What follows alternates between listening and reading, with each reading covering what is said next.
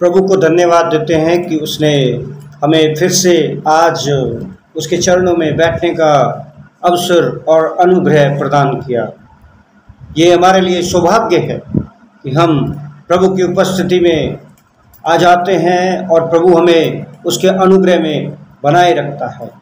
आज जिस वचन के ऊपर हम अध्ययन करना चाहते हैं वो श्रेष्ठ गीत पहले अध्याय का दूसरा वचन है।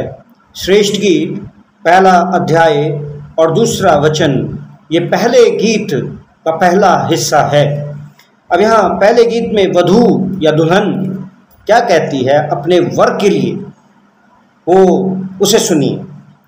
वह अपने मुंह के चुंबनों से मुझे चूमे, क्योंकि तेरा प्रेम दाख मधु से भी उत्तम है।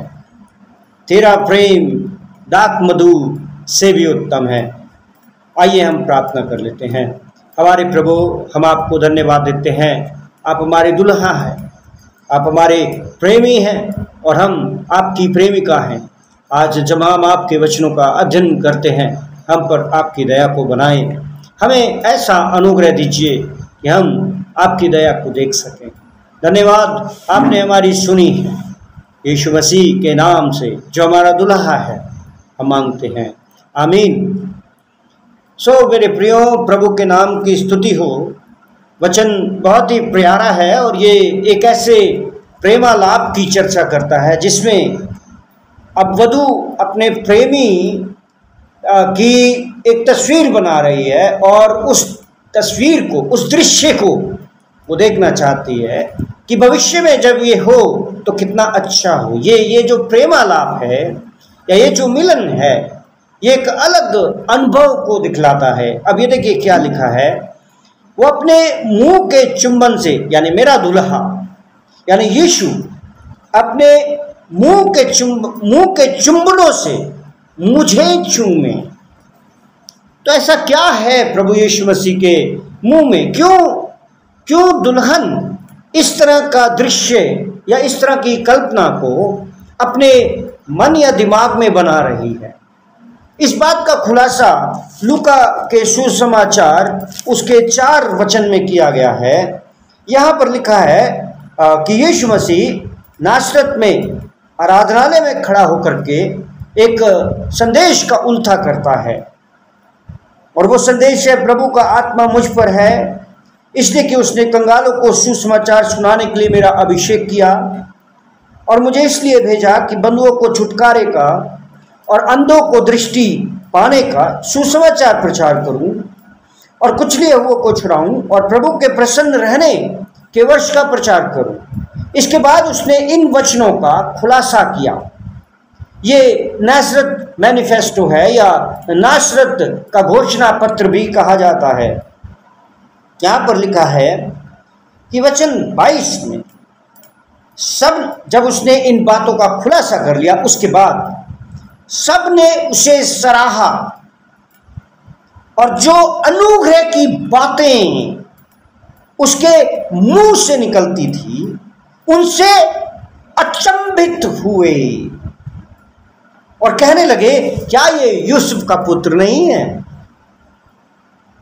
उनसे अचंभित हुए। यही वो वजह है, दुल्हन अपने दुल्हे के प्रेम से अचंभित हो जाना चाहती है और इसीलिए वो कहती है कि काश कि मेरा दुल्हा मुझे चूम ले, क्योंकि उसके होठों में अनुग्रह की बातें हैं। अनुग्रह की बातें जो हैं, इसका और भी अधिक खुलासा हमें मिलता है भजन संहिता 42 उसके दूसरे वचन में। यहाँ पर एक गवाही दी गई है। कैसी गवाही? मैं पढ़ देता हूं। तू मनुष्यों की संतानों में परम सुंदर है। प्रभु यीशु मसीह के लिए कहा गया, तेरे होठों में अनुग्रह भरा हुआ है, इसलिए परमेश्वर ने तुझे सदा के लिए आशीष दी है। परमेश्वर ने प्रभु यीशु मसीह को सदा के लिए आशीष दी है।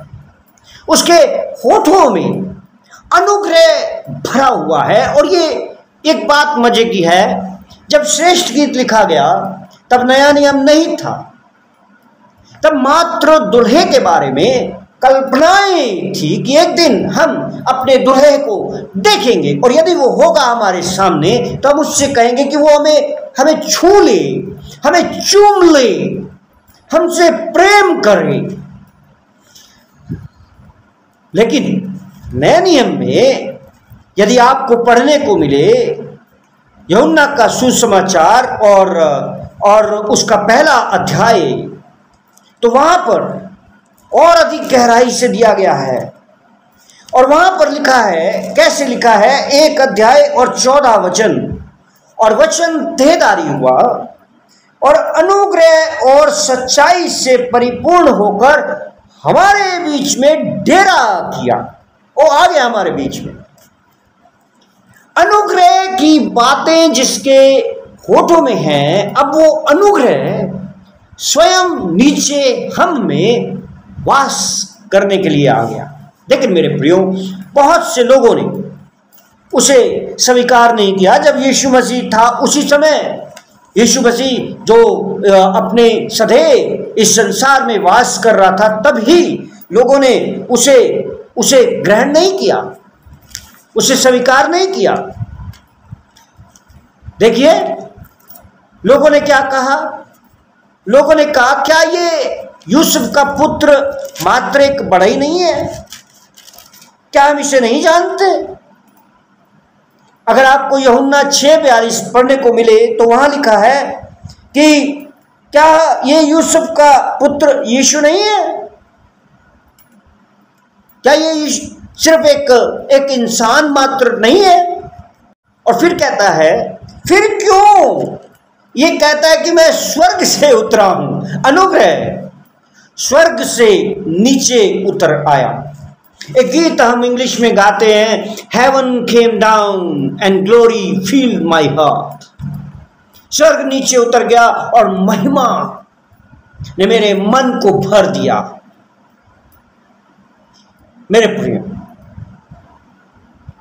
ये कितना अद्भुत अनुग्रह है, ये कितना अजीब अनुग्रह है कि वो हम में वास करने के लिए आ गया और वास कर रहा है। लेकिन हमने उसे इनकार कर दिया। हमने कहा ये क्यों कहता है कि ये स्वर्ग से आया है? नहीं, ये स्वर्ग से नहीं आया है, ये तो मात्र एक इंसान ही है। प्रभु यीशु मसीह दुल्हा और दुल्हन की श्रेणी में पहुंचते हैं।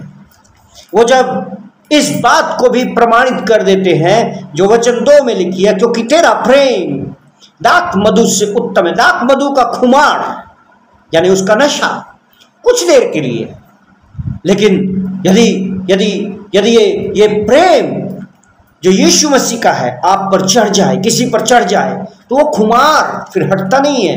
क्योंकि कैसा है ये खुमार, कैसा है, इस खुमारी में क्या है? यूहन्ना का सुसमाचार 15 अध्याय का 13 वचन कहता है, इससे बड़ा प्रेम किसी का नहीं कि कोई अपने मित्रों के लिए अपना प्राण दे।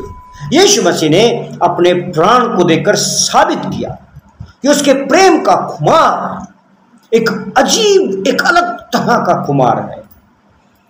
मेरे प्रिय, आज जब हमारे बीच में प्रभु यीशु मसीह का डेरा है, उसने अपने तंबू को गाड़ा है, तो क्यों ना हम उसे कहें कि प्रभु तू मुझे छू ले अपने होठों से, प्रभु तेरे मुंह के अनुग्रह की बातें मुझे छू ले, प्रभु मुझ पर दया कर, प्रभु मेरा आज का दिन ऐसा दिन बीते कि मैं उस स्वर्ग की जो महिमा है जिसने मेरे मन को भरा है, उस प्रेम को जिसका स्वाद मैंने चखा है, उसके अनुभव में बढ़ता चला जाए। मेरे प्रियो, ये आज की हमारी प्रार्थना हो जाए। आइए हम प्रार्थना करें। प्रभु हम आपको धन्यवाद देते हैं और हम चाहते हैं कि आप अपने होठों से, प्रभु यदि आप हमारे पास में होते तो हम चाहते हैं कि आप हमें छू लें। प्रभु हम चाहते हैं कि आपके प्रेम का खुमार हमारे जीवन में सदैव बढ़ता चला जाए, बना रहे, स्वर्ग की महिमा हम पर राज्य करे। धन्यवाद, आपने हमारी सुनी है। प्रभु यीशु मसीह के नाम से मांगते हैं, आमीन।